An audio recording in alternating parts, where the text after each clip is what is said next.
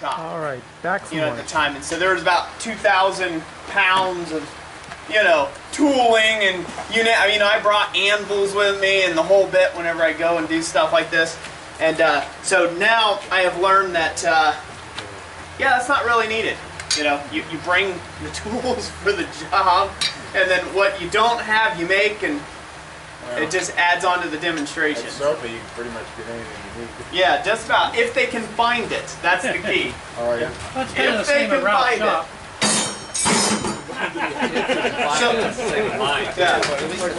So I can find anything or anything in there. yeah. So I do a lot of bowl work. No stranger to that. This would probably be piece number 2,100 and some. So we do a lot of these, a lot of bowls. So you're learning from somebody who's educated in it. Somewhat. Educated enough to be dangerous. And wealthy all at the same time.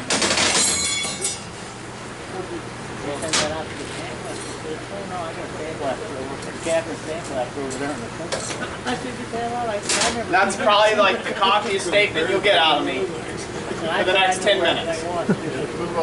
Promise. For the next 10 minutes. Very much he ain't going. He's a Norm Avery with black. I like where that's sitting, so I'm just going to use that. I'll bet Norm Avery got there.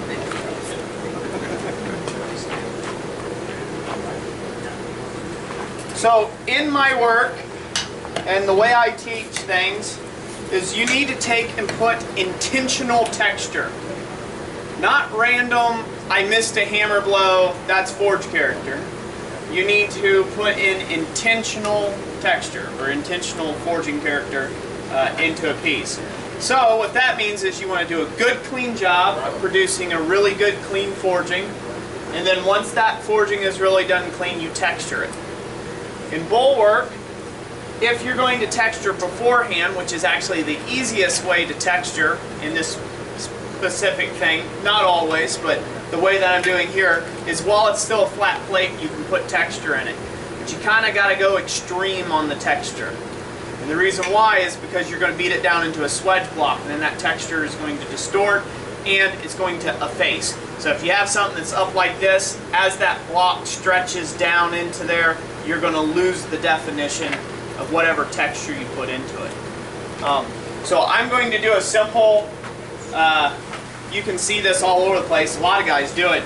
It's just a simple cross peen texture. I'm going to radiate from the center out. And just careful hammer blows and taking your time. So, pretty common texturing technique. There's nothing fancy about it. A lot of people do this. If I'm not paying attention, there'll be a burnt edge for style. Just extra style points. That's the forging character. Yeah. No, that was because the Aurora Borealis came over at the right time of night last night, and then there was this moon and a monkey, and A solar flare hit us. it all depends on whether you're at an art show or not, and you got to make up a bunch of stuff so you can sell it for 30 grand. I've never been to one of those, never been so fortunate to sell anything for 30 grand just yet, but working on it, working on it. What's that? You've never made an outhouse. I've never made an outhouse. Yeah. It's a bit above my pay grade to make an outhouse. A wee bit above my pay grade. Let's be honest here. This guy. There's no way I can make an outhouse. Alright, so I'm just going to pick a point here in the center, and I'm going to start texturing it in overlapping hammer blows, or just side-by-side hammer blows, and I'm just going to go out to the outside edge. Just do a simple texture. You can experiment, do whatever you please with it. That's the fun thing about making dishes and bowls and whatnots. You can do whatever you like. Do you do a specific side, the outside or inside, or just doesn't matter? On what, like? I mean, when you're texturing here, or do you texture both sides? I usually texture one side or the other. Okay, and is there And any then I'll leave preference that to whether the inside or the outside of what's going to be the mold at the end? No, just artistic preference.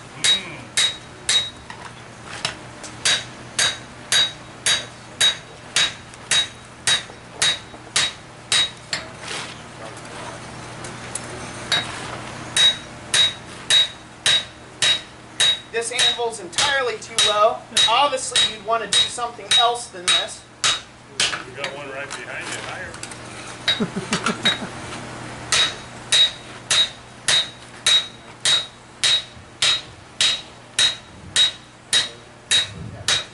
And all this is doing is just creating a texture. And I'll go back over that a couple times just because I want to do it more, but just trying to get as much movement as I can. Spreads it out too, doesn't it?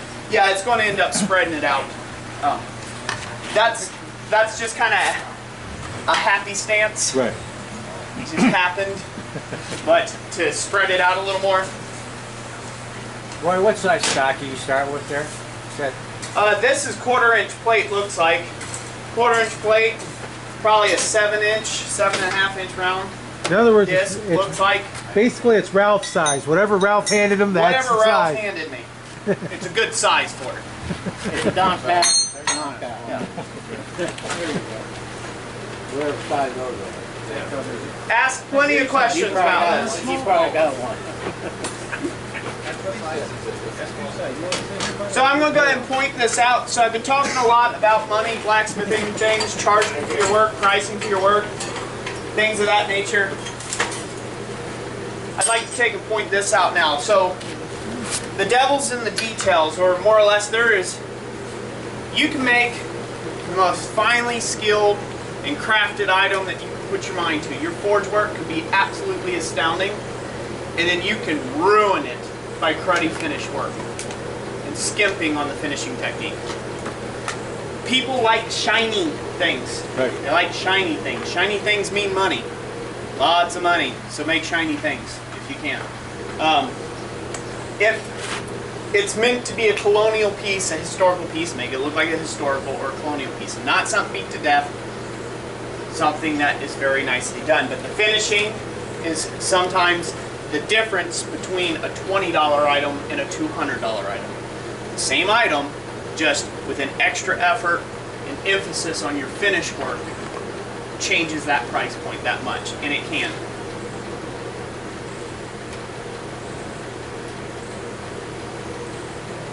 So, as an example, back when I first started selling copper work, copper bowls and things of that nature, I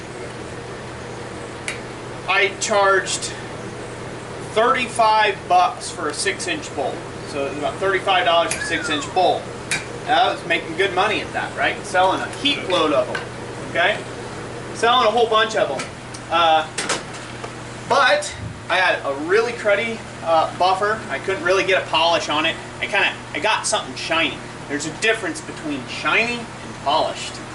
There's a difference between polished and mirror finish. There is a big difference, and a huge difference between those two. Oh, yeah. Between those three pieces there. Well, I was getting things shiny, shiny-ish, esque, right? Yeah, right. Be artistic with it. Call it esque, shiny-esque. Okay, so I was able to take and get it polished up nicely. As far as shininess is concerned, and that was all great, well and fine, sweet and dandy. And I was getting about $35. Thought it was pretty good. I decided I wanted to start getting paid a little more for these, so I just raised my price.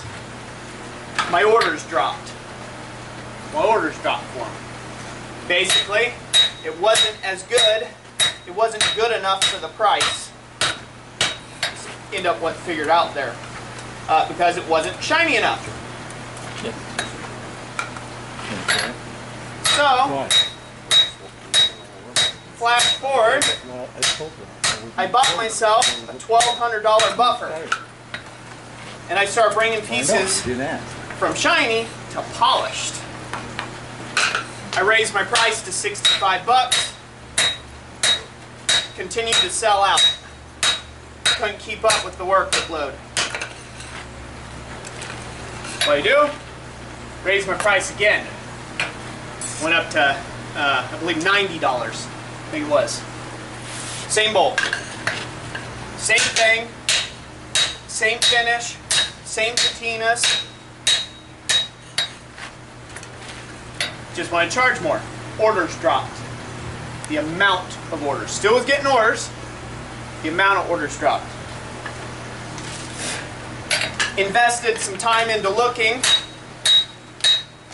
at my work and getting better at my craft to bring things up to mirror finish.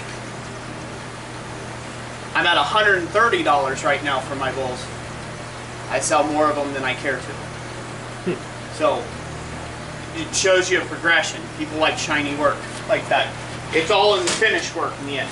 Again, the bowl took the same exact amount of effort to forge. It had the same exact, patina on it when I was done. Just the level of refinement kept getting upped. All the other work was exactly the same. Same item, same thickness, same gauge, copper, same grade. What as gauge usual. copper do you use? 1/8 inch thick. I don't know what gauge that is. Do you even know it's like 10 gauge, I think it is. Is that 1/8 inch? It's like 10 gauge, I believe. Yeah. Not sure. So just by changing the level of finish work, I was able to affect the price point of the item. How much time did you have finish work-wise? Did you have an hour, another hour to equal 2 hours? At first I added an hour. It was like about another hour of time. And to be honest with you, when I went from polished to mirror, it took me like 2 hours of extra time of finish work, because something about mirror finish that you don't think about, things like gloves will scratch it on copper. I mean, you set it on the table and there's a bit of grit and it'll scratch it.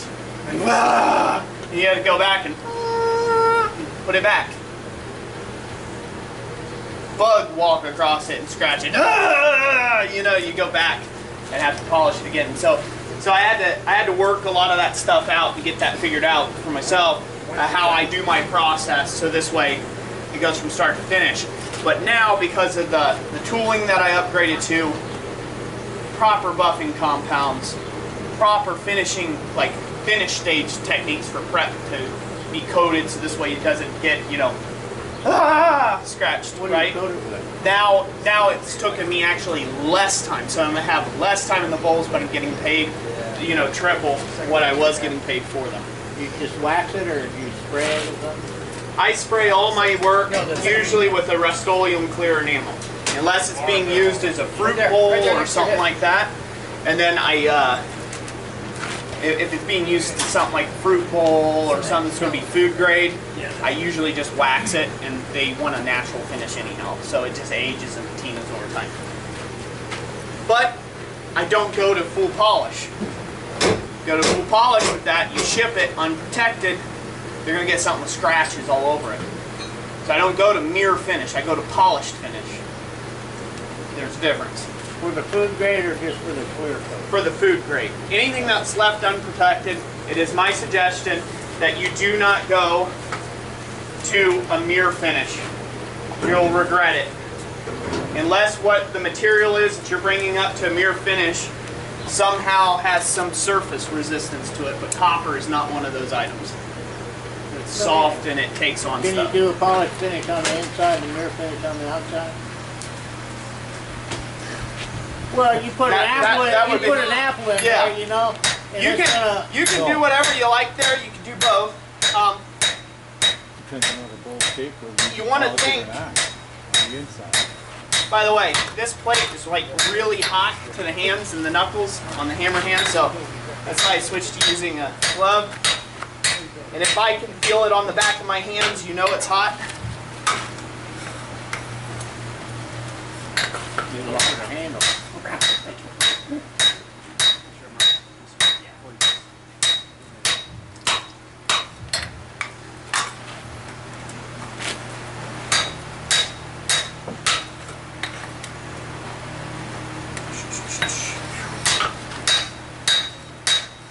So I'm trying to get to making this little anvil, they said I could stay till 10 o'clock at night if I wanted to. Sure. Right, Rob? Or 11. Yeah. That's a requirement, isn't it? Now, I'm not going to stay that long because All right, 9:30. the lady already kicked me out over there at where I was staying at. So, I'd like to get home while I'm still awake. That helps. It does help, you know? I mean, when you look southwest and you see an orange glow, just pretend you never had me up here. Delete all files of me ever being here. I probably wrecked into somebody and created chaos. So, when you're designing your bowls, anything, any ironwork that you go, you apply this for just about anything. Whatever you're designing, you have to design it to the purpose that it's going to be used. So what good is a pretty thing that's not functional if it doesn't do what it was meant to be doing? Now, if it's meant to just sit on a shelf, okay, well, how is it going to be displayed on that shelf? It's going to be laying flat. It's going to be laying flat. Why put a bunch of texture inside the piece? You better have texture on the outside of the piece, right? It's laying flat. The bowl, right? The visual spectrum is going to see the outside of the bowl and a rip and a limb. Don't put extra effort on the inside of that. It's not. But if they're going to take and display that piece this way, why put a bunch of texture and a whole bunch of effort on the back side of the bowl? You don't have to bring that up nearly as high, and that's the most prone place to be scratched up anyhow. So a little less finish on the outside, a little higher finish on the inside. Again, it's thinking through that process and anticipating what your client is wanting. If you don't know, ask them. They're glad to tell you. They're spending a lot of money with you, and so listen. You know, listen to your customer when they do that. You know, and this is just in bowl work and in all iron work to a degree, one degree or another.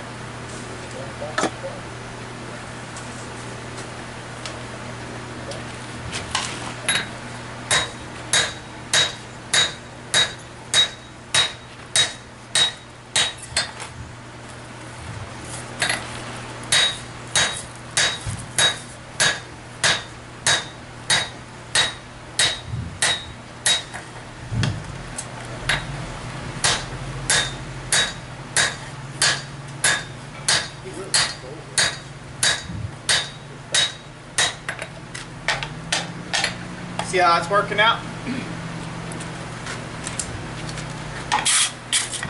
So, if you just left this like this, okay?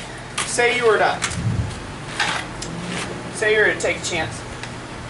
Here. Can I get some flat stop tongs, just something that's flat? These are leaving little bite marks in it. I'm not a fan of. Ralph's going to want to auction this off at some point, huh? Flats or barriers? Damn, I want to buy it. I want to buy it. I think he Just wants flat, farriers, doesn't matter. Just anything without teeth. Anything without teeth. Should be some flats in there.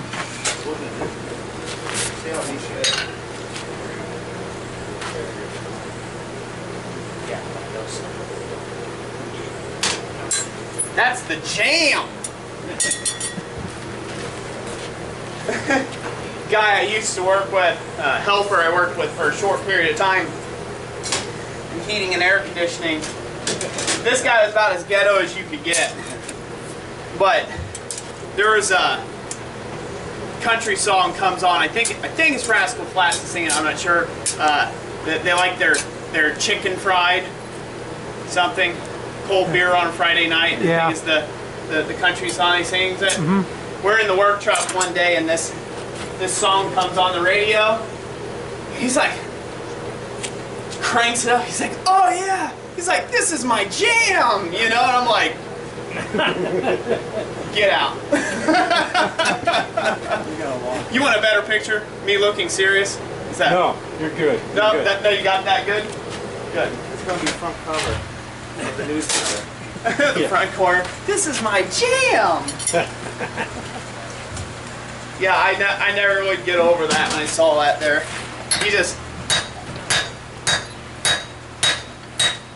went to town with it there.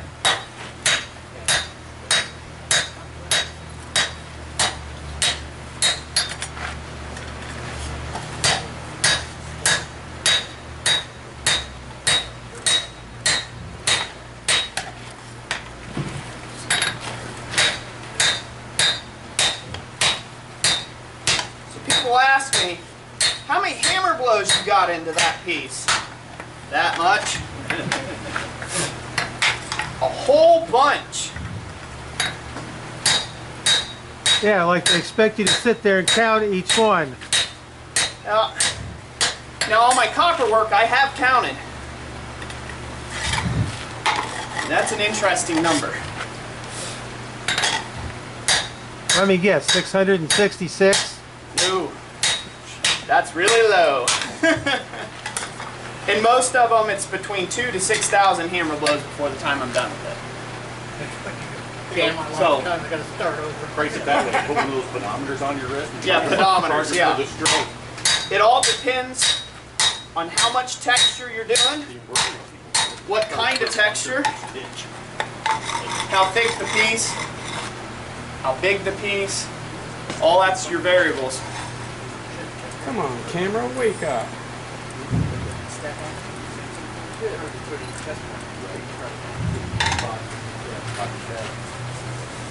So hopefully everybody can see that. You all saw that, right? There you go. Looking okay? Great. So here's where the design element comes in. You go two ways now as an artist with this. Two ways as an artist.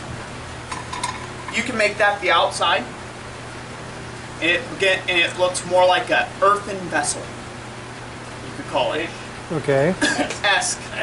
Earthen-esque vessel. Alrighty. Because kind of like, you know, it's rough. It's kind of roughed out on the outside. Maybe it's a piece of pottery or something. I've never seen pottery look that rough, but people buy it, so, you know, earthenish type vessel, right?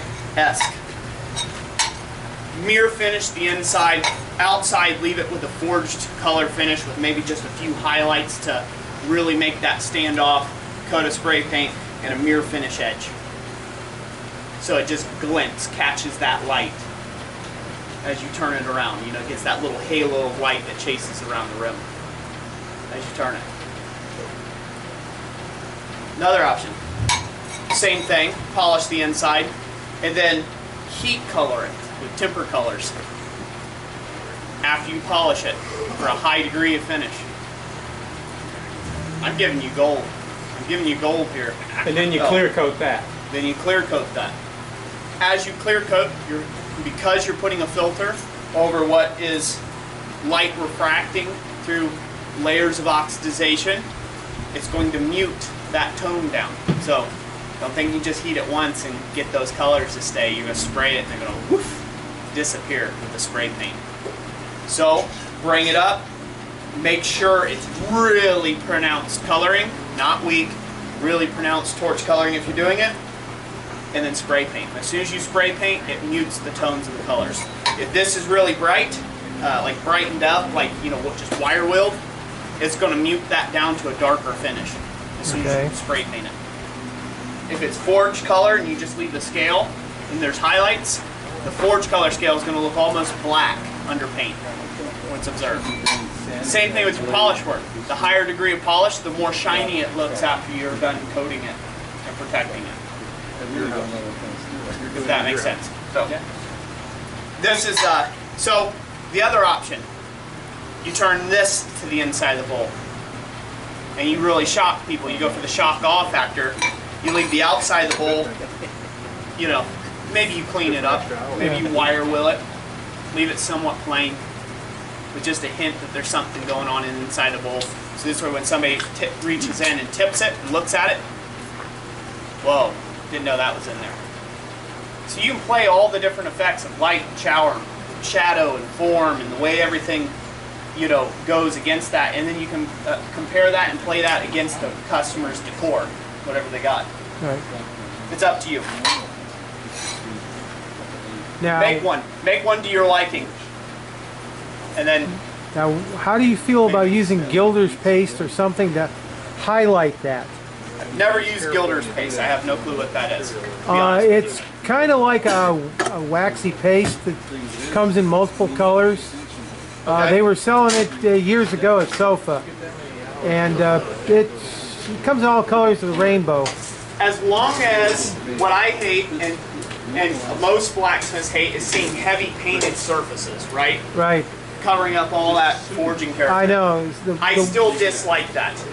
But here's just the frank talk for you.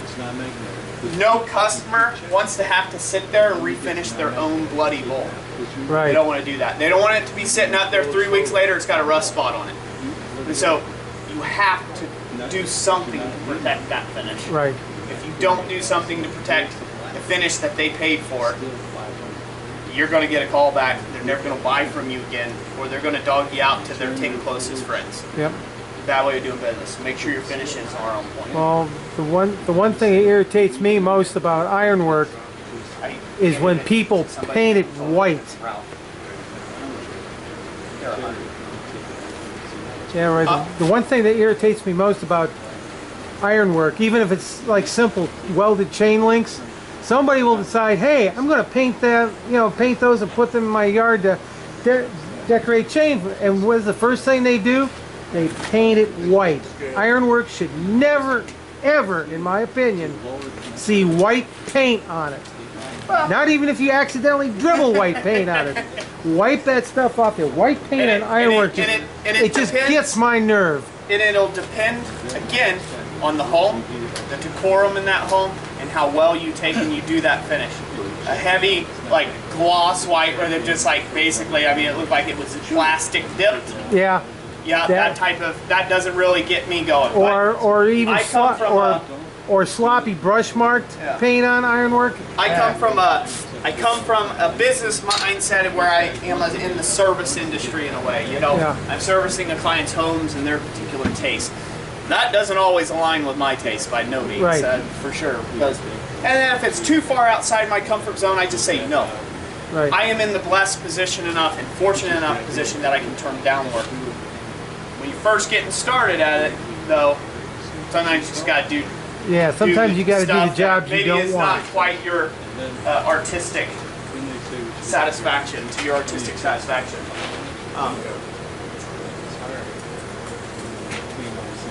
One of the terms I hate the most is starving artist. I like to change that to starving perfectionist. Somebody who's never perfect enough for their own good. They're a starving perfectionist.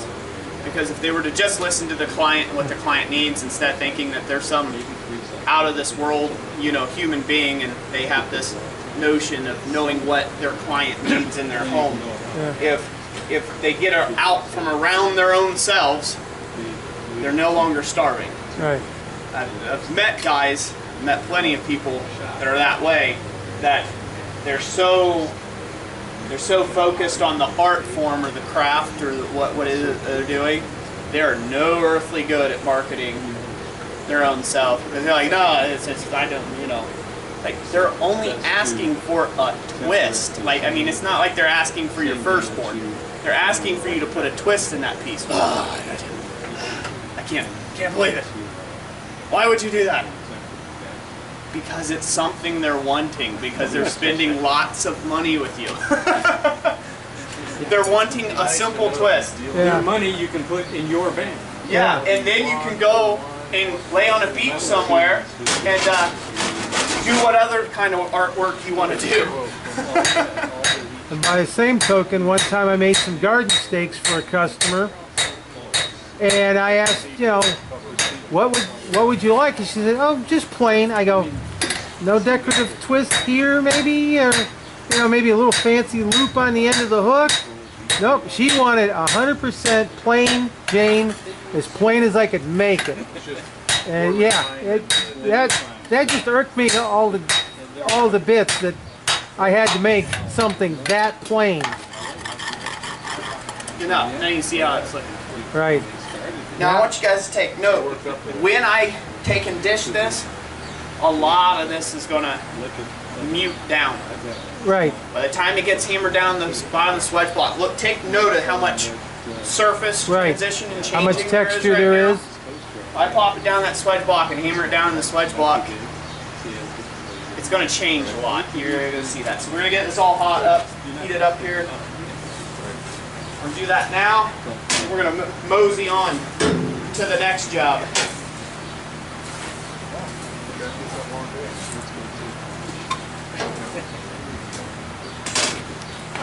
I wonder if we have time for that anvil. 10 o'clock, maybe. Huh? 10 o'clock don't come for a long time. Well, you're gonna be taking some tents down all by yourself. You and England. Oh, he's okay with it. I can quit any time. You know, I'm up here working, so I couldn't care less. I can quit anytime. We didn't pay him yet, did we, Ralph? Can we write checks? Oh, you take checks? Well, hell. And I cash them on your bank account. We'll just go that whole thing off right now. Hey, Roy. I'm not a smart man, but I'm an enterprising. And I learn after a while. Yes, sir. Why is it, aside from having the correct size bowl, swedge like that, can you raise that by some other means, something? Oh yeah, cupping tool. Simple piece of pipe with the edges rolled over. So it has a hollow depression, and you hammer right in the center of that, and then you just work the piece back and forth, and it'll dish it. So a 6-inch bowl, you can still use a 3-inch swedge that way, say? Yeah. So the largest bowl that I've made to date is 36 inches in diameter, and I did that over a 4-inch cupping tool. So you can do that. A lot of work, but you can do it. So any size, it doesn't matter at that point, because you're basically moving a little bit of material at a time in progressive forging steps to slowly raise those sides. Now there's debate, okay, so there's a historical representation of raising, right? Raising material is usually done like in silversmithing or something. There's a stake, and you're coming from the outside of the piece, and you're hammering and you're peening material, and you're moving material in a direction, right? Right.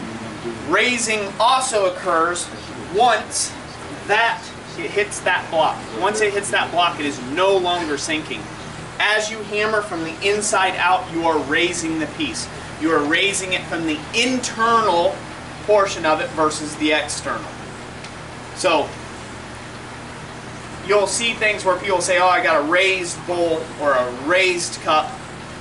A lot of those are sunk into a form and then finished up. Okay? Sinking stretches the bottom material and thickens the edges. Right? Right. Raising will do the same thing. You're pulling from the center material and thickening the edges. The only thing the terminology applies to is whether you're pushing it down into a depression. You're depleting it through a recess versus on a positive stake, moving the material. Yeah, you have a stick. Basically, it's the same thing in the material. The material doesn't care whether it's being raised or sunk. You're taking metal from one area and transferring it to another. Because I can take the same thing, and you can see people who do silver work, they can peen from the top of a piece and move more material into a bottom of a piece. What is that? Is that raising? Is that sinking? Metalworking. It's metalworking, right? It's forming. So don't get too hung up on the terminology of that. It is important to know what operation you're referring to. You know, what are you trying to do? You're trying to raise the sides? Well, then that's implying that you're moving from the internal of the piece and you're moving material to the outside of the piece. If that makes sense. Right. If you're sinking a piece, you're taking the material that's already there and you're moving it away while thickening the outside of the piece. But you know, you're pulling it away from the place. It's like almost like blown glass. Think of it like a glob of blowing glass. As you blow into it, that bottom end or the furthest end away is going to do the most stretching, like a bubble, right? Yeah. Right. Hopefully it doesn't pop if it's blown glass, because I've seen some videos on that. That doesn't look like a fun time. No. Not at all. So, I get that. I get raised about that. I get razzed about that a lot in some of my videos about sinking and raising or this or that. Again, if you've got a cupping tool on a power hammer, we got a top and bottom die. What are you doing? Are you sinking or are you raising? Because that die, at the edge of that die, it's moving and it's squeezing that material. Are you raising a ball? Or are you sinking a ball? So they kind of come from two different aspects. So if you do silverware, or you're doing like stuff where you're doing vases and pictures and stuff like that, that's raised. That's true raised work. That's true raised work. Because, I mean, it's kind of hard to sink a vase in shape. So really hard to do that. Which most people have kind of given up on that now and went to the easier route called spinning. Metal spinning. Woo! And then they got even lazier yet and they went to CNC metal spinning. So now you don't even got a guy on a stick anymore. Now you just got a guy that like loads the billet and then presses the button. They had a guy sell for one used to do metal spinning on a lathe. It was really pretty cool the way he did it. I've never seen that done. It's cool. He had these metal forks. He did some holes. He pressed it. He had to stop up there and he had a baseball bat here in the school. Just a round knob and just starts going like this on it. It's got a pin here where you can, you know. So if you make your own swage block, and just move it out, and you can stretch that. or use one pre-made, this is how you make money out of that swage block.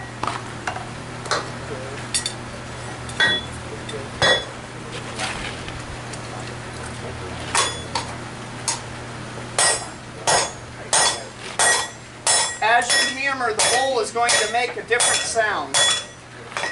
It'll go from a hollow to a more of a tink. When it hits that tink noise, stop hammering on it. You've stressed the material enough and you're about to crack it. About to cause some stress fissures. Don't do that. So,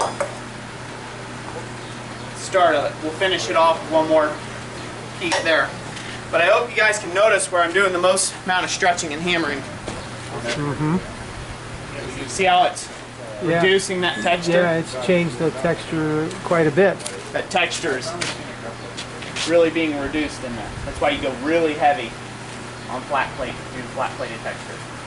And you wouldn't be able to put enough oomph into it with one of your rawhide hammers or wooden hammers or... Yeah. If you can. So I use a wooden hammer, usually for this part. I don't have a wooden mallet, so you have a wooden mallet? You definitely have a rawhide mallet. I got a rawhide mallet. I could use that as well. Stinks, but... You got a weighted one, don't you? You know, a weighted one? Cast iron. I noticed it looks like when you're hammering down some of that extreme texture, it looks like you're pushing ripples out the back side Nylon that weighs like a little. 15 pounds, but it's So basically you're putting spinning somewhat that of... material and it's moving Right, and yeah. pushing that material along. Right, so what you're doing is you're sort of putting a texture on the outside so it's not so plain.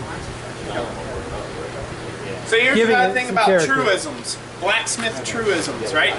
Oh, you Okay. never wear a glove on your right hand or your hammer hand. I'm wearing them right now Yeah.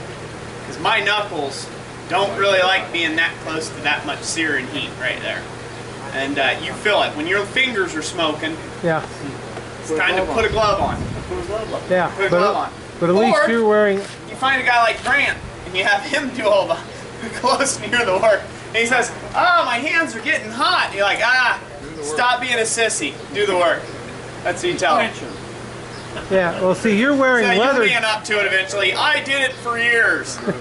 Yeah, well You you're get wearing... away with that when you're old and gray-headed, Yeah, right? you're wearing like, leather gloves versus where most of our guys, when they hammer with a glove on, they're wearing a Kevlar glove. Well, Kevlar, those fibers mat down and get slippery, and it's real easy to lose a hammer. So, regardless of how uncomfortable it is, we tough it out with no glove on that hand. You gotta do what the application allows, whatever it needs. Just like, again, never work with gloves around spinning equipment, right? That's like a rule number one. Everybody gets taught that. I want you to come to my shop and polish copper. you ain't gonna last 30 seconds on that buffing wheel. Guarantee you're gonna drop a really expensive piece of copper. It's gonna end up happening. It gets hot, and I mean it gets glove smoking hot when you polish it. Copper's a great conductor of heat. So, again, do you wear gloves like this? That's a no-go, Roscoe. You wear gloves that have a tight fit to your arm and your extremities and your fingertips. You don't wear loose stuff around things that whirl and spin. Problem is, most people don't. We're cheap and lazy, and so we get gloves that look like these that have bits and pieces hanging off of them, and you just keep wearing them, and then a piece of this gets caught in the machine, and then it shows you how you can be a contortionist or not. Or real not. Quick. It shows you how flexible you are. I call that the flexibility check. It happens in about an instant. I actually watched a video online of a guy who got, it was like one of those factory worker accidents type thing. I saw it coming. Oh God, I saw it coming in. He had a rag, a loose rag. I don't know what they had on the lathe. They had something on the lathe that they had finished sanding or polishing or something. No, it wasn't a loose rag, it was a piece of sandpaper. And this guy, he comes up, he's wearing this real loose shirt, real loose sleeves, and comes over and he whips this. This thing's spinning, it's that big around diameter, and he's got sandpaper, and he's just, woo, and he's looking over here talking to people, and woo, he's walking to people, and he walks himself, sure enough, he walks himself right up to the chuck, to the jaws of the lathe, and his sleeve caught. The sleeve was dangling down here. It caught in there. Woo! He went flop, flop, flop, flop, flop, flop, flop, like that before he finally got stuck. And the lathe stopped.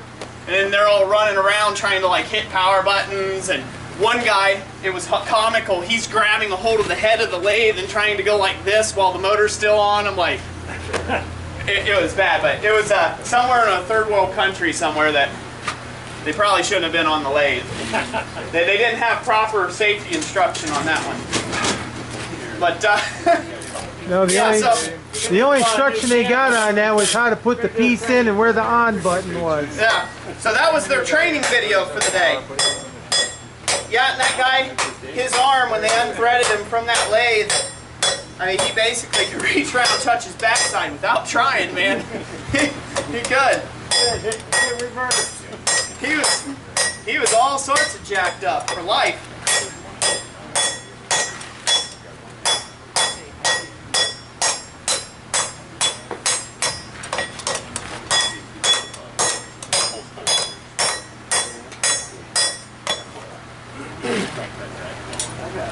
Now, is this swage tool a section of a sphere? Yeah, it's probably like a quarter of a section of a sphere. It's not perfect. It's not a half sphere by no means. It's a portion of a sphere, yeah. Now we're hitting the bottom of that block. Here we're good to go. Ralph's bowl is all done. Only thing that's left is for Ralph to give me $650. Well, he's going to give that to the club. You're in Roy's bracket now. Roy and Ike. Yeah, you got to put little dimples for his smokes on the side. Dimples for his smoke. You just put the touch mark in it, right? Huh? You did put the touch mark. No, I did not. Oh, you got to have touch mark. Price just went up, $750. Well, the price goes down without it.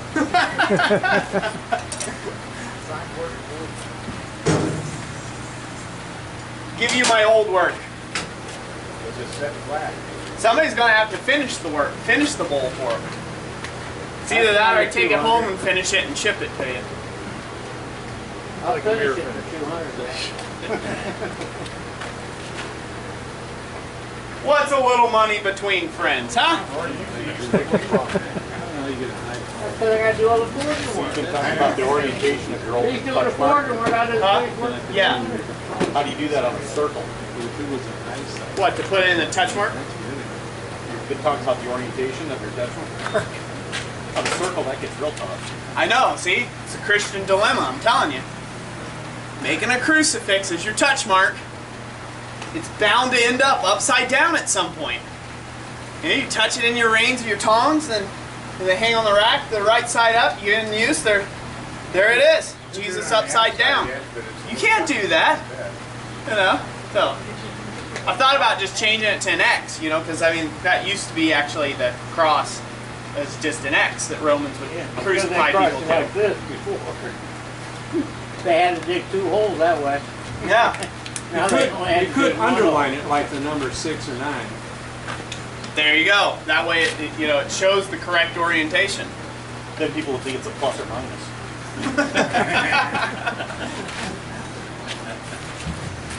All right. Well, you're going to get the Roy Original That's good stamp. work, plus or minus. The Roy Original.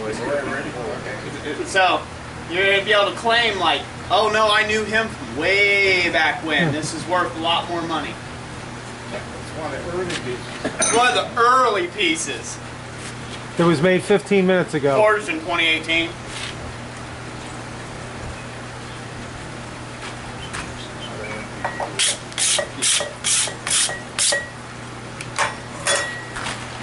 Da, da, da, da.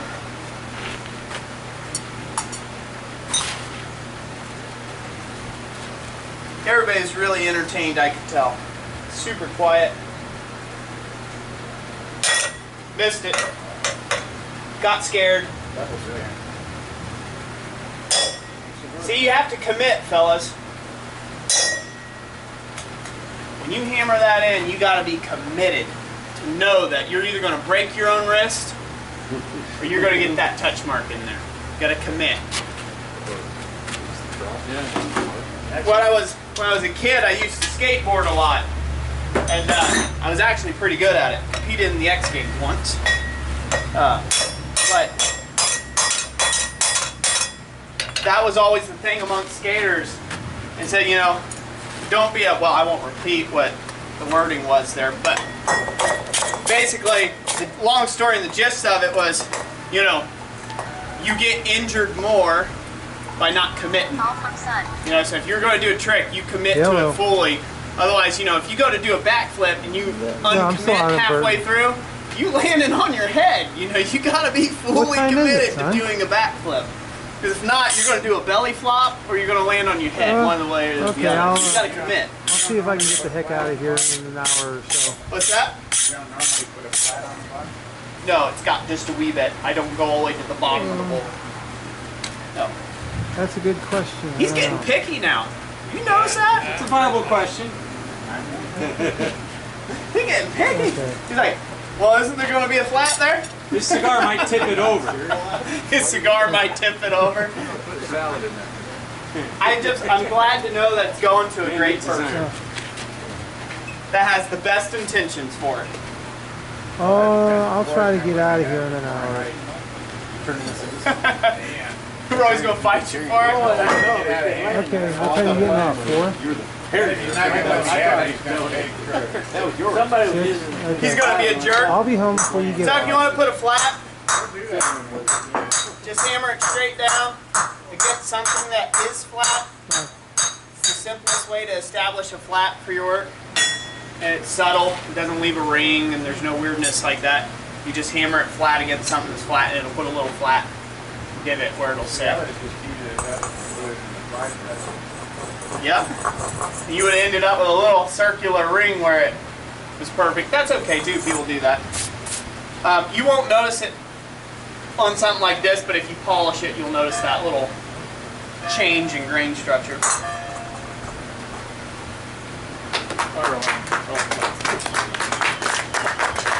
Yay! Not bad, huh? So we're going to make them too sweat again? I plan on it. I'll just set this somewhere on this brick if anybody wants to take a look It's at it not closer. very shiny there, It's so literally sweat. it must be really cheap. Are you going to demonstrate the mirror polish? Not here. We don't have a buffer. We got some rags and some polishing compound. $200, right, Roy? I can find some sand and some wax and do it the old fashioned way. Right now I'm using a house brand from TP Tools. TP Tools sells a brand. I've heard 4Max is really good. TP out of Canfield, yeah. Yeah, TP Tools. That's where I bought my buffer from as well. So They have good stuff. yeah. Well, I like all their stuff so far. So And if you don't want to pay shipping, you can just drive it. Oh, and you can't drive it. It's way too far. yeah. It's like 10 miles from where I work. You could call us. You guys are here. You can do a bulk order. What's that? You could call us. We could pick it up. Is that it? Yeah. You just place an order shortly before SOFA and have Ralph bring it down for you. Yeah. So there you go. And then Ralph will subcontract. Yeah, that or work. you can ask for Frank to bring it down. That gives me an excuse to get the weekend off There you and go. come down there. All right. So who do we want to make sweat today? All of us, let's do it. All of us. Yeah, Okay. get my glasses. All right. So the first step in forging this anvil. Do you guys have a chalkboard by chance? You can write on the wall. What wall? We have a whiteboard. Well, I don't think he wants to walk all the way over there. That's a lot I of can work get you for a me piece to of walk sheet all metal. over there. I can get you a piece of sheet metal. Yeah, I'll take a piece of sheet metal. That'll work great. Then I can just stand here, cameras can see it and everything. I'm going to draw out the steps to forging a stake anvil. This is one, and I do express one way of making a stake anvil. Make a bunch of different ways, but it's just one way. This is a way that's really handy if you have a power hammer, if you have strikers, if you have other things at hand, set tools, stuff like that. I've made a stake anvil by myself, completely 100%.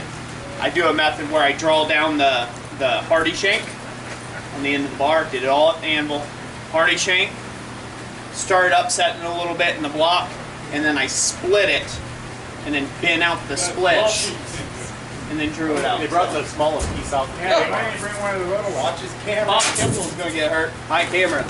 This is bigger than I thought.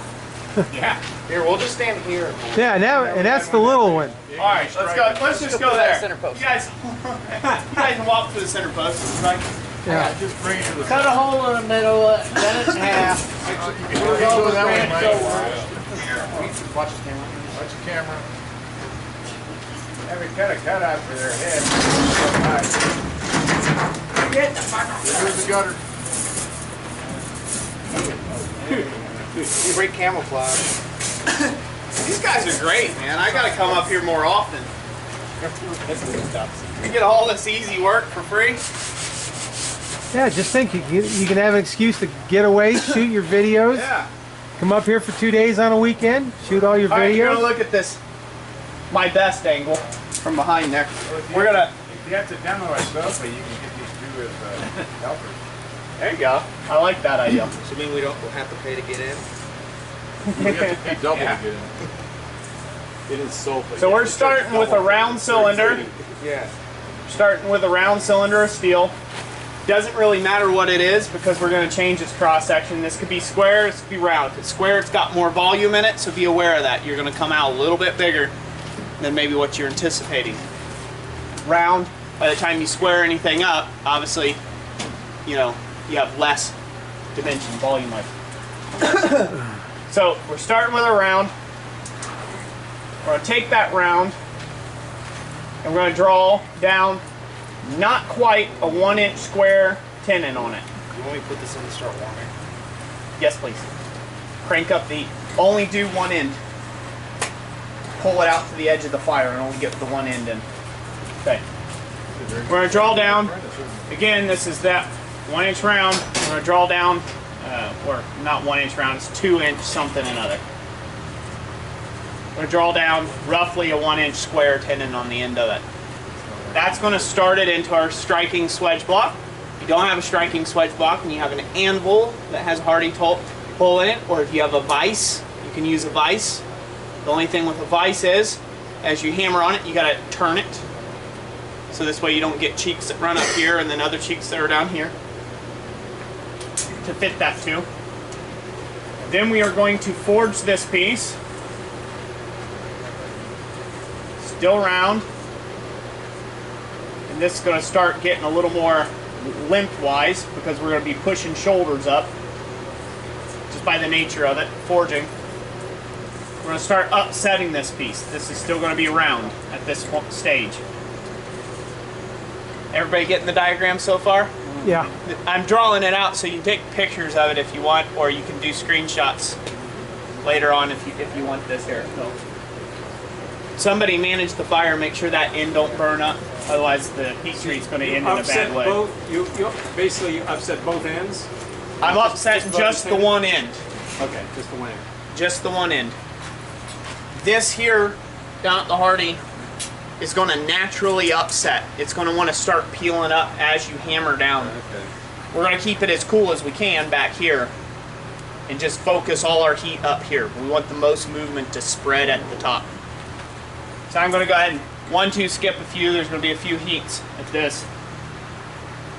We're going to end up with something that's going to look quite a bit like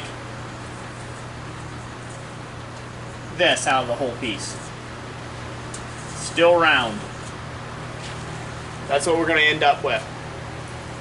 It's gonna fatten out, right? It's gonna fatten out as it comes down. It's gonna be really hung out like this. Then we are gonna take that piece and we are going to draw this right. We're gonna square that piece up or rectangularize that piece with a little more refinement.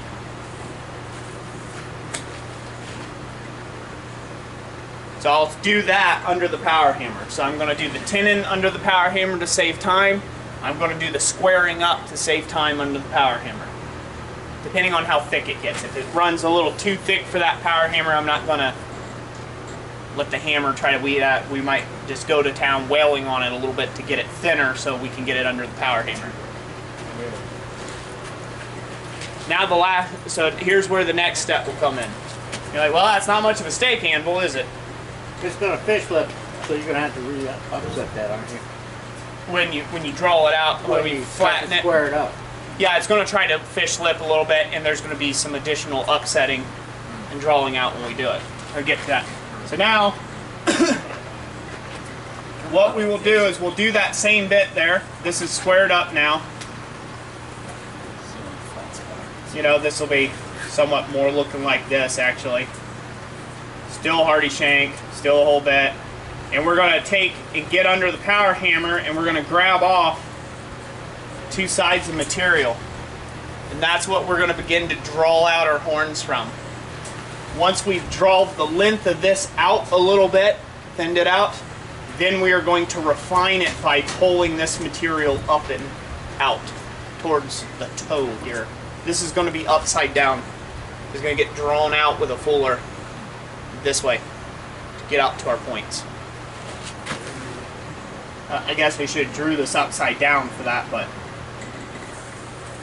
so the final result is we'll have a piece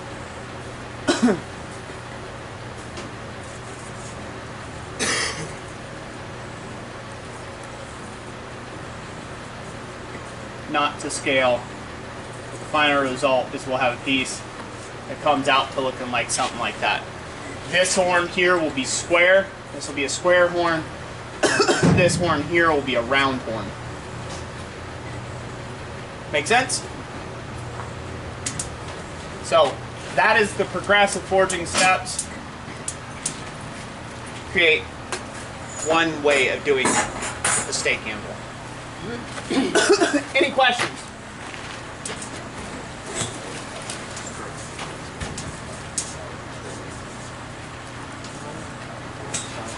Yeah, 7 easy steps, not to mention the fillers. Tell me at stage 6. Huh? Stage 6, how do you select the mass that you're going to draw out to make the horn? Is that by eye or what it gives us? In relation to where the hardy is, you're only going to take so much of that, right? I didn't hear it. How wide is that stage 6?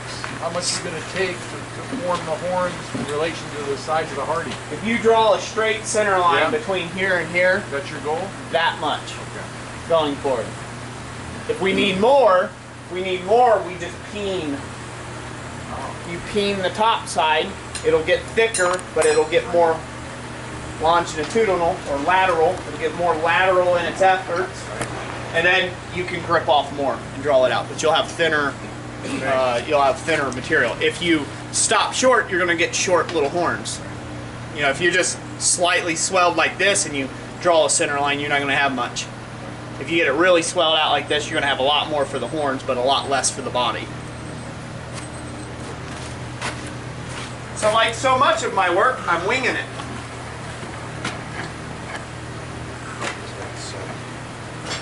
Is it up to eat? It's orange. And by the magic of video,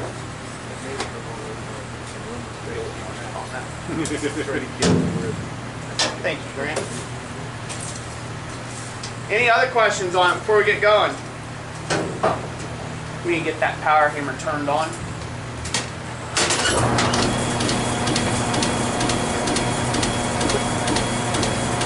Yeah, Ryan, what kind of steel are you going to use to make that?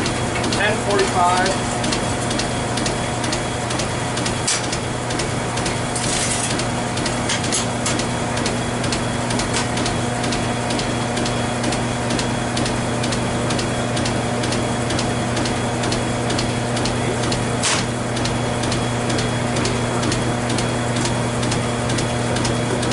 Use your fingers.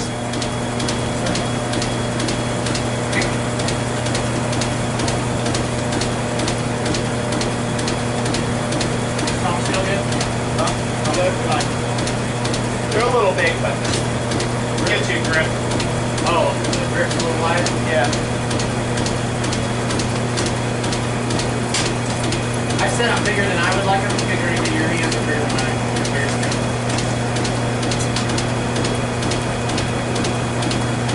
I'm going to start off by getting my marks in where I want it, and then I'll take a higher heat and I'll come back and go to town.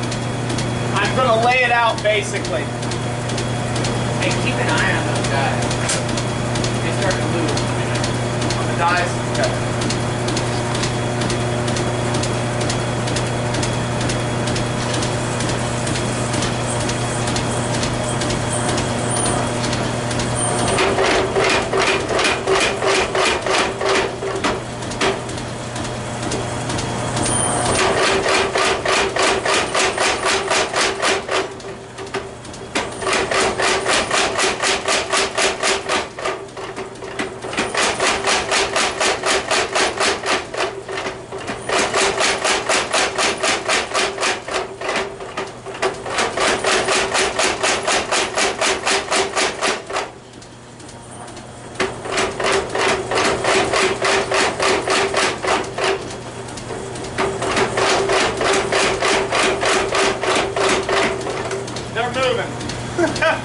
By a lot.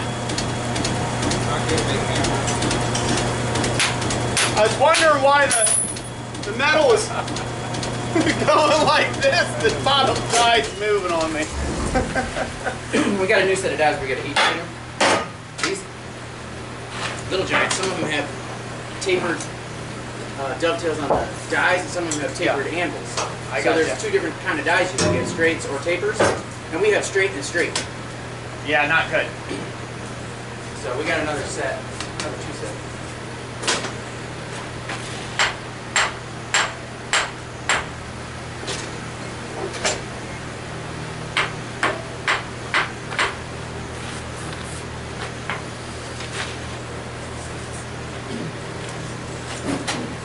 What I'll do is I'll keep one of you guys handy, and as I'm forward, you just keep hitting that block back over. And somebody get that on film, please.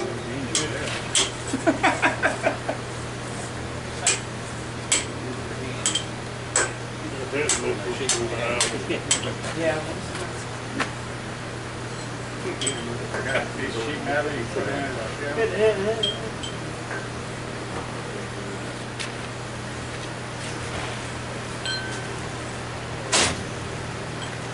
Yeah, that metal's moving real smooth. Real nice and easy.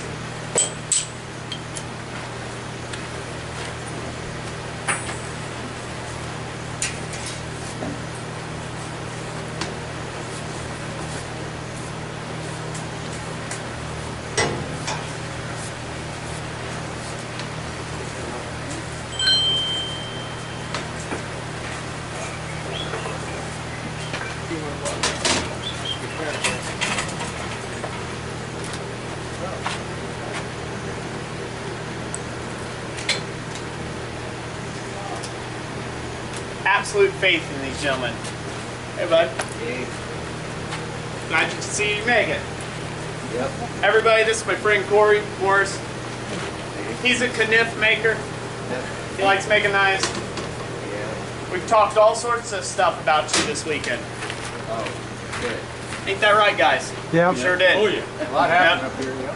Yeah, he's going to be Roy's subcontractor for when Roy gets a job for flat, pointy things.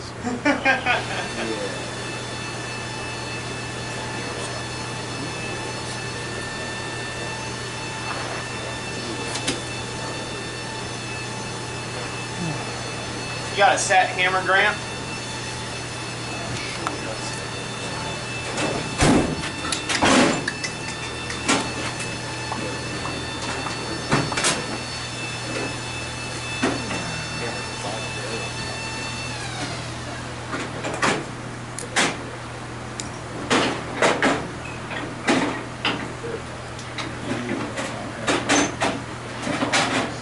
Half one. I'm trying to steer into that.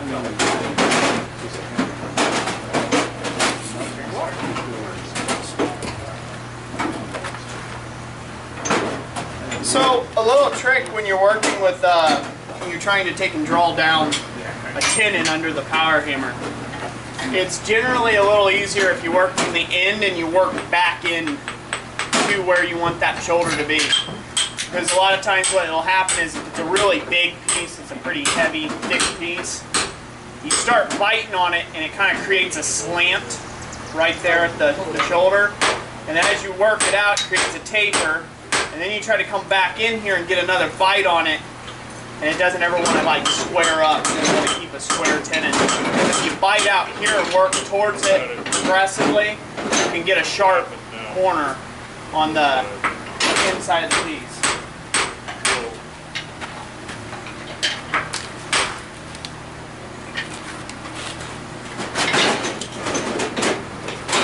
No set hammer. What? No set hammer. Next to the gloves, Roy. Sledgehammer? Sledgehammer? Yeah. Is that about together? You need more time. Yeah, you're good. It's good, okay. Leave these two here. If it Just keep an eye on it. We'll get in between these. if it progresses too much, then we'll sledgehammer it. I can sledgehammer it and somebody else can hold it or whatever you guys want to do. Middle hole. Guaranteed. They had the shims in there wrong, or different than I do them. Right. Hey Grant, what size stock was that? It was how much diameter? Did you have? What diameter stock did you start with? No, it's 2.5, I thought. No, I don't have a rule. 1 moment. Shameless plug for Maple Leaf Forge. 2 inch. 2 inch. Shameless plug out there. Power hammer on.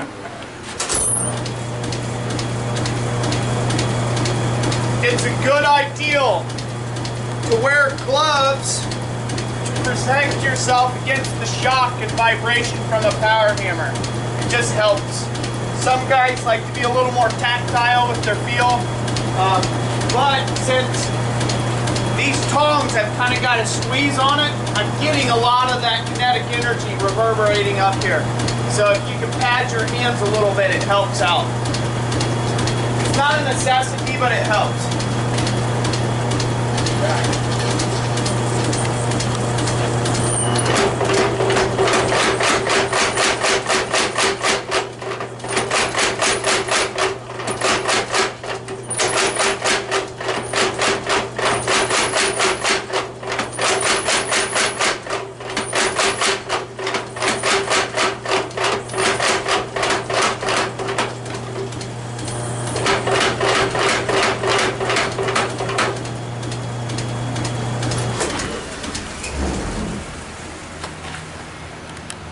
Beautiful.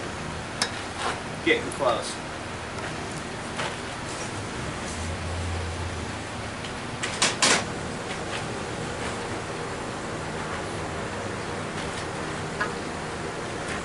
We're going to take a heat on it, and we're going to sledgehammer it down into that kind of thing. We're going to refine some of its shoulders a bit. Then I'll come back here and draw it down just a squeak more. just a squeak, a muscugin, a buzz, a fidget. Larger or smaller than a skosh? Exactly. Graduated on the ruler. That's the same as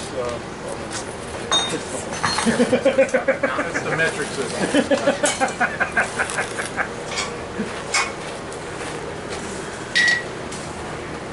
He has a particular color of such. They're very exhaust. Middle.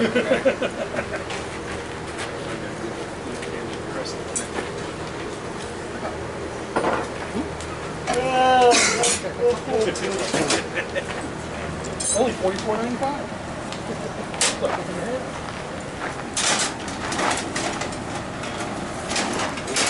Straight into the party. Yeah.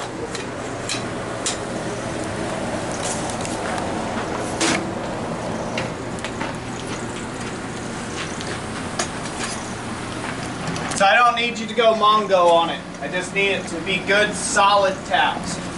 So just one of you could do it if you wanted.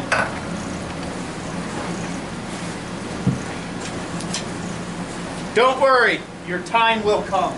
Save yourself.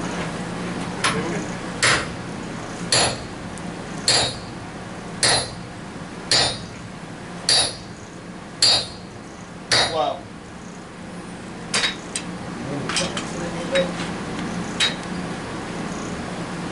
I'll hold that like that. Go ahead and just give me a little back taper on that. See how I got that notch in there? Great. You want the I main want you diameter to back? taper, yeah, there. That way we're not forming a cold shut. There you go. Over there. Sorry, start on that side. That part don't matter. That's good. Always Yeah. 6 or 7 weeks of this, I should have it now.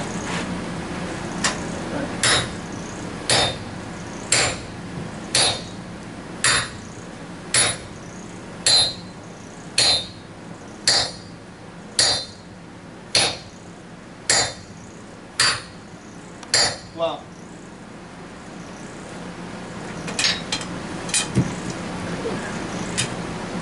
All right. Y'all see that? We'll refine that after we get moving down the poet pike a little bit. As we drive this and we work on the upper end, that's going to refine. It's going to refine a little bit down there. You're going to keep getting kind of more material kind of extruding out through there, and then you refine that later on to be exactly whatever you want your hardy shank to be. Forge it a little proud of 1 inch and then grind it so it fits perfect. We're just going to force it to actual, and then it can jiggle a little in somebody's hardy hole.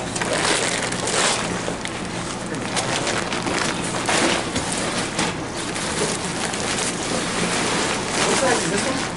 Inch and a quarter? Yeah. Yes, please. I'll take another. So now we're going to focus all of our heat on this top third. Try to get as much heat into here as we can. And then as that squats down, and we have to feed more of this in, that heat's going to traverse back further. And so as we hammer this out, it's going to slowly thicken in the correct dimensions. If you take a full heat on this, all you're going to be doing is compressing this down into a block. That's not conducive to an anvil-like shape, right? With that narrow waist. So we're going to take a heat right in here, and as we peen this lightly, that's the key, not super heavy, lightly.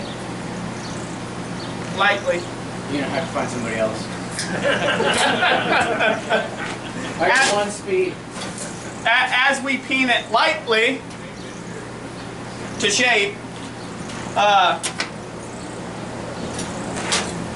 that surface material will move. We'll get less compression and we'll get more surface material move. We want more surface material to move to laterally, so this way we can grip on and pull out horns. we want to go into the 1 inch hole? Do we want to up? Do we want to? I am yelling at people. I'm sorry. What? So do we want to go into the 1 inch hole? I don't know anybody who has a 1 1/4. You don't listen. We're gonna go. We're going to refine that afterwards. You leave it at that because what ends up happening is as you keep pushing it down through there, it keeps extruding out more and more material, and then we'll be able to grip on that and refine that to a perfect 1 inch fit.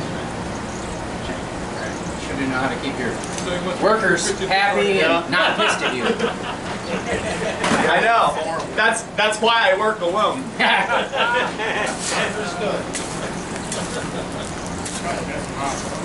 I just yelled that not even 5 minutes ago at the audience. Was that when I was getting you your chalkboard? I think it was. I think it was.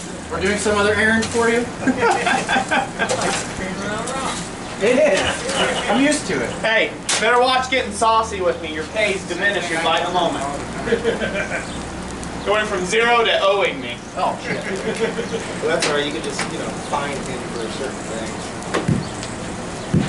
Yeah, workman's comp violations and oh, my back. Hostile work environment. What's that? Make it real nice. Yeah, I plan on it. That's why you want to make sure it's 1 inch. I don't have an 1 1/4 already, so. Yeah, you're like, you sure about that? You're making my steak anvil here, dude. The biggest thing that moves is the gorilla doing it. If I'm making it for you, Johnson & Johnson. I'll make it 3/4 inch. That way you can have some room to spare. Why not put metal wedges in them?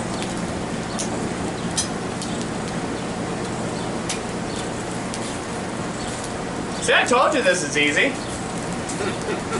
Not too bad. It's easy right now. I'm watching him do the hard work. And the reason why we want to do light hammer blows on it, whenever you upset a piece, if you hit it hard and you strike through the piece, the whole mass wants to move.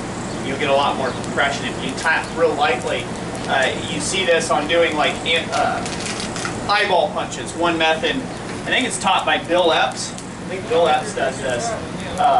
If you take a piece of bar stock and you just lightly tap on it in a circular fashion, you'll get that fish lipping, nice and even, and you'll get like an eyeball punch out of the deal. And so the same way, like that wishboning that happens, if you ever watch industrial smiths work, they're taking a piece and before they upset the piece, they'll wishbone it. And so you'll see them under the power hammer and they'll just kind of like be dancing with it, kind of like around like this, but like it's the top surface and the bottom surface is moving, but the center just kind of stays the same. And then all of a sudden they grab on it and then they go wham, wham, wham, and as soon as it whams, it starts forming that puck. The center catches up to the outsides. That wishboning effect is because they're coming in real light with that hammer blows, and the center mass is resisting them, but the kinetic energy here and the transfer of the kinetic energy here is doing the work. And so those surfaces are growing and moving under that wishboning effect. And if the hammer's upper ram, which oftentimes it is, you'll see them flip it to even it out because the upper ram is just bouncing on top where the anvil has more, has less surface, it's moving less material, heavier mass. You'll see them flip it over and then wishbone that in, and then they'll come in and really wail on that thing and turn it into a nice big puck. I think you've all seen those. Has anybody seen those on YouTube? Industrial forging demonstrations, things like that? They're pretty neat.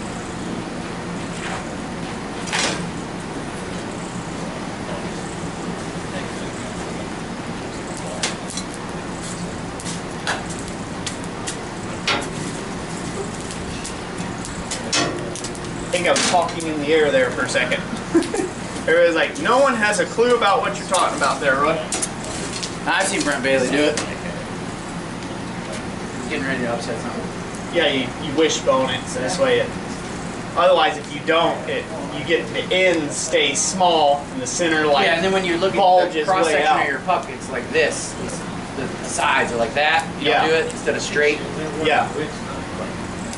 Because when you go for those heavy upsetting blows, the center just jumps out. It does. That's like one of my favorite things to watch. Like, I know it's not artistic at all, but I love seeing a big power hammer make a tall bar, real short and fat. I love seeing that. Or when they do the rings, when they do the ring forging, where they put it in the, like that mandrel and they boom, boom, boom, boom. They take little bites and that ring just keeps getting bigger and bigger. Seen those? See, yeah, Or skew rolling. Have anybody seen that? Where they do the skew rolling? It runs it. It's like a rolling mill, but it's a skew roller. So what it does is it's tapered in one direction and it rolls. And so they put that ring in there, and just as they're rolling it, it's pulling and material out, and that it's almost like clay on a potter's wheel. It's just like big hot piece of metal, rolls it out to a ring. It's pretty neat.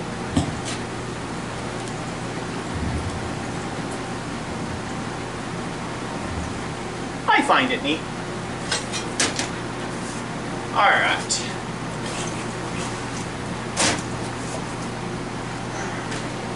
Brush. Get a brush. Did I move the brush? It's on the block. Let's walk right here.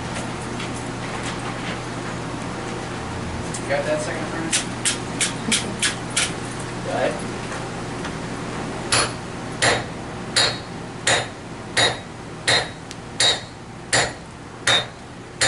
Get towards the other edge. There you go. You just work it all around. Don't try to take it one direction. We need to set straight.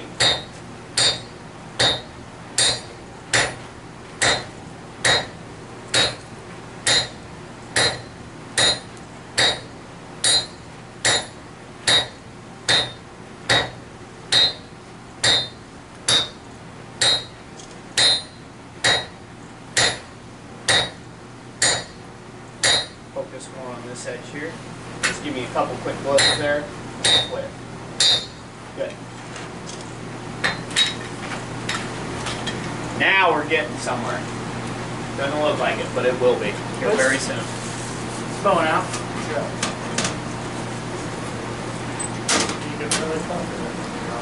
I love the flash.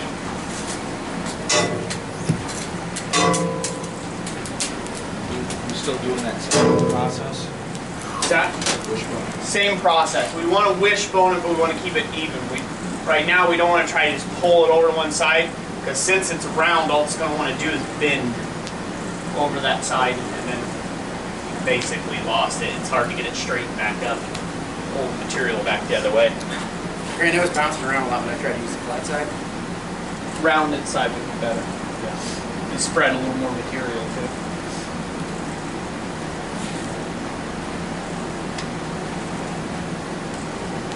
And if one of you want to trade places with me and hold, I can strike one of the parts. Perfectly fine with that. Oh, you cut Grant out twice already. You gotta let it happen. Yeah, we gotta have it. We gotta let Grant have it. So on a bar that you're upsetting, if you find that it's starting to go one way, starting to wander one way, the best time to correct that is when it starts going that way. Don't continue forging on it, because it's only going to progressively move that way. The way that you counteract that going in one direction is you heat up the other side more. So whichever way it's going, you go polar opposite and heat that material. Make sure it's in the bottom, pointed at the bottom or the hottest part of the blast. Get that material hot, and then draw out the material in that direction. Hammer more on that side, and it'll catch up and even out. If you have a piece, so say you're working on this piece and it's a real extreme case where it's started to go off center, like in the case where you slot punched and drifted a hole. And we've all had that where one side's like this, right? The other side's almost flat. Same thing. You can heat that whole piece up, turn the bow down and dip it in a can of water or a tray of water, and then drift, and that other side will catch up to it.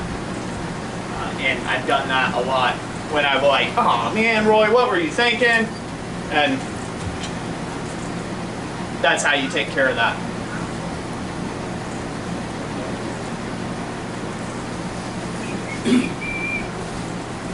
All right, let's get in there.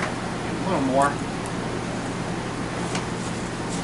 So since we're working with 1045 material, we want to make sure that this material gets, we want it to get hot. It is a high enough carbon content steel that you need to pay attention to, like excessive heat, aka burning it. That's more excessive oxygen than anything, but it does have a lower melting point than just mild steel. So, so it will start to crumble on you at a certain point. It'll get more liquidy faster, so you got to pay a little more close attention. This is not as serious as something if you were messing around with something like 5160 or like a 1095. But a 1095, yes, you need to get it hot and keep it hot, but if you get it too hot, you're going to have enlarged grain structure, and later on when you go quench it, something's going to crack off. Something's going to fall. You're going to hear it ka-chink, and it's all over with. So. I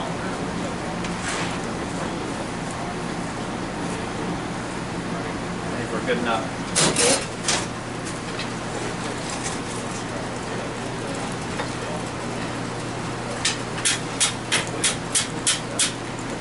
Good. Nice and easy. Go for it.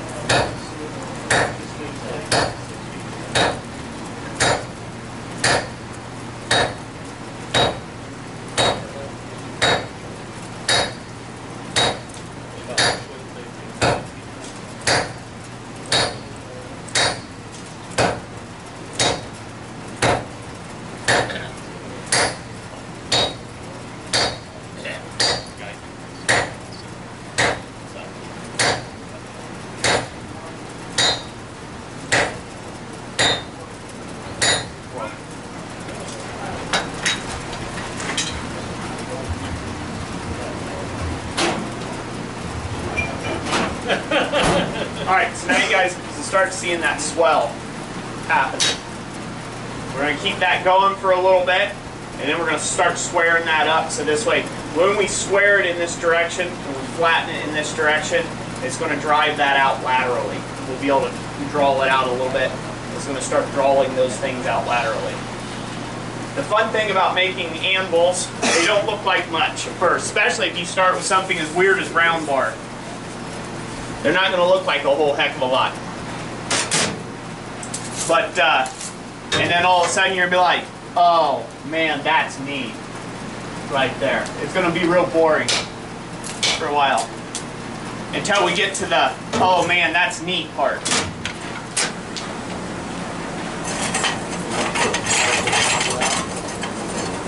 What's that? Put a platter to the top of that. I was thinking at the end of the next teach you can do that. Close that. Yeah, we can do that. To do that round die, you're moving a lot more, but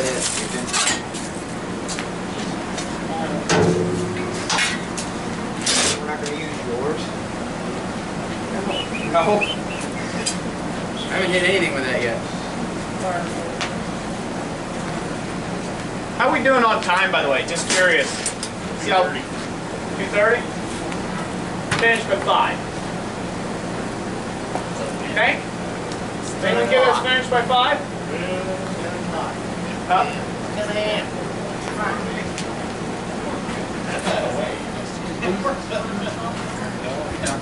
I think we can finish it by 5.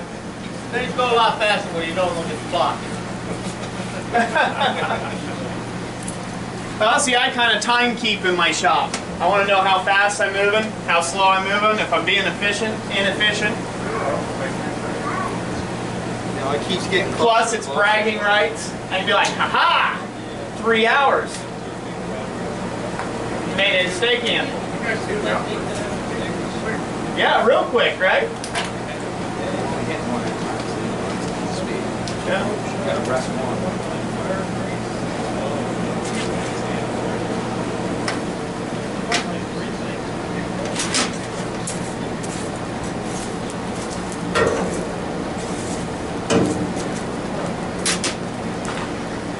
So I think that swedge block's cool enough if somebody wants to take a look at it.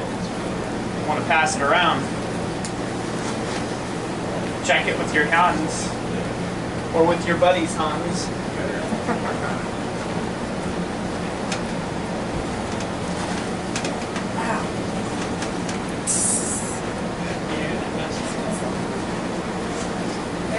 cross is upside down. I know. Just turn the block the other way, Roy. I'm just a heathen by nature. What's I'll that? off with Roy. We don't even need another bidder. I'll just keep going up. Just keep going up.